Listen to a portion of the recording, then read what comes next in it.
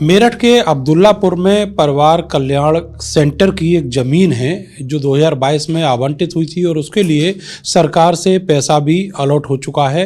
वहाँ पर एक परिवार कल्याण केंद्र बनना था, लेकिन उससे पहले ही वहाँ जो माफिया है उसने ज़मीन को घेर लिया, कब्जा कर लिया और उस पर निर्माण शुरू कर दिया। निर्माण कम से कम 1 मंजिला तक हो चुका है।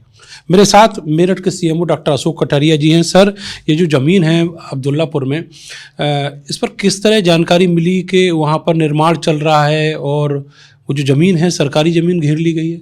हाँ, ये हमारे उपकेंद्र की ज़मीन है जो पहले से अलॉट है और उसका बजट भी आ गया था बनाने के लिए, लेकिन किसी वहाँ के निवासी ने उस पर कब्जे का प्रयास किया था और वो पहले से ही कोर्ट में लंबित है मुकदमा।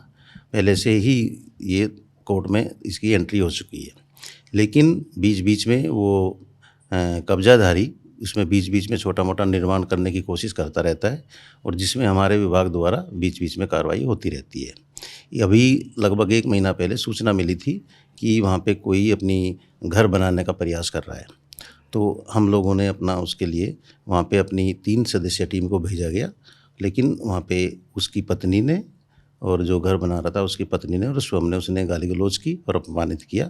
तो उसके बाद हमने उसकी रिपोर्ट आख्या के अनुसार, टीम की रिपोर्ट आख्या के अनुसार वहाँ के भावनपुर थाने में इसकी एफआईआर करा दिए और एसएसपी साहब के द्वारा, एसएसपी देहात के द्वारा वहाँ पे इंटरफेरेंस कराया गया। मौके पे एसओ साहब और हमारी टीम पहुँची और वहाँ पे उस काम को रुकवाया गया, लेकिन फिर भी बीच बीच में कल भी सूचना मिली है कि वो फिर दोबारा प्रयास में है कि वो वहाँ पे निर्माण कार्य जारी रखे। अब तो सर 1 मंजिला करीब उसने खड़ा कर दिया है मकान। हाँ, अभी सूचना मिली है कि उसने अभी लेंटर नहीं पड़ा है, नीचे तक का इंफ्रास्ट्रक्चर कुछ डेवलप कर लिया है। तो मैंने कल भी अपने MYC भावनपुर को इसमें निर्देशित किया है कि वो तुरंत थाने को दोबारा सूचना दे और उस पर कार्रवाई पे तत्काल रोक लगाई जाए। सर, जब जो ज़मीन अंडर कोर्ट है सुनवाई के, तो उसमें अगर आप वहाँ कब्जा नहीं ले सकते तो वो भी कब्जा नहीं ले सकता, तो फिर ऐसी स्थिति में निर्माण हो रहा है, ये तो बड़ा शर्मनाक चीज़ रही ना।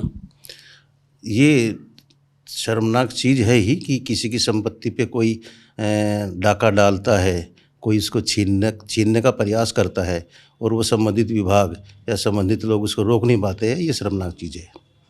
तो अब क्या अगला स्टेप सर होगा आपका? हमारा स्टेप तो कोर्ट में अपनी दस्तावेज देना है और साथ में पुलिस को इन्फॉर्मेशन देना है। बाकी हम गुंडे नहीं हैं, मवाली नहीं है कि हम जाके उसका सर फोड़ेंगे या उसको गोली मारेंगे। सर, वहाँ पे जो वो व्यक्ति है उसका कहना है कि कोर्ट से उसके फेवर में डिसीजन हो गया है, इस बारे में कोई जानकारी है? हमें कोई जानकारी नहीं है। यदि कोर्ट ने उसके फेवर में डिसीजन दिया है तो वो उसको मुबारक। बहुत बहुत शुक्रिया हमसे बातचीत करने के लिए। तो सीएमओ साहब का कहना है कि हम कोर्ट के जो आदेश रहेंगे, निर्देश रहेंगे, उसके अनुसार पूरी प्रक्रिया का पालन करेंगे और अगर वो व्यक्ति अवैध रूप से वहाँ कब्जा करता है तो जैसे पहले एक और मुकदमा दर्ज है उसी तरीके से आगे की कार्रवाई भी, कानूनी कार्रवाई भी उसके खिलाफ की जाएगी। कैमरा सहयोगी सानू के साथ में नरेंद्र, भारत समाचार, मेरठ।